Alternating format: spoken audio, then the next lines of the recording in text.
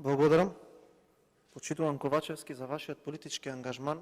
Може би е најдобро да ги прашам, како што рековте вие, од претходното раководство на ВМРО ДПМН, заради тоа што вие видно најсреќен бевте при отварањето на стариот театар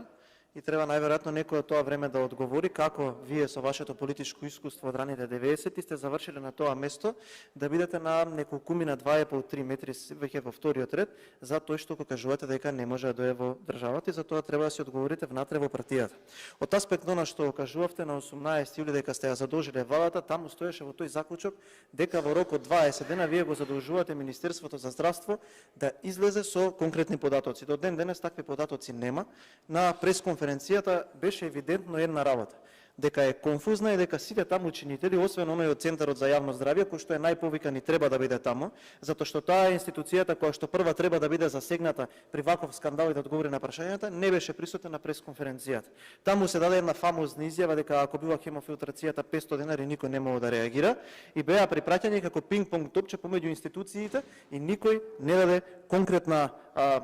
насока, туку на крајот се проба да се релативизира со тоа дека ковидот е нова болест и дека никој не може да каже конкретно кои биле случувањата, односно кои биле методите кои што биле употребувани за граѓаните да се лечат. Што е она уште поважно? Не одговоривте зошто оние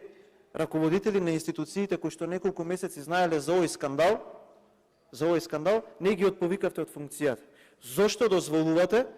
да го ставате вашиот грб и да го спасувате Венко Филипче и покрај тоа што има негови изјави дека лично смета дека тој принцип кој што бил воведен или тој метод на лекување не е испитан и дека не генерира успех во лечењето. Дали го правевте тоа заради одреден финансиски бенефит кој што треба да го наплатите или го правевте истото заради тоа што дотичниот собственик на приватната клиника учествуваше во видеата која го повикуваше народот да излезе на оној така наречен претходен референдум за промена на името. Тие се работите кои што треба да им ги одговорите директно на јавност. Немојте да се криете позади комисиите. Имате 5 институции кои што ќе ви ги повторам. Тоа беа Министерството за здравство, Државниот здравствен и санитарен инспекторат, Центарот за јавно здравје и уште неколку институции кои што директно вие можете уште вечерва да ги отповикувате, да ги дистанцирате од истрагата, затоа што ако се дрзнале во време на истрага од ваков издржувачки новинар да му проследуваат на Жан Митрев што се прашува за неговата клиника, што би ги спречило истите тие луѓе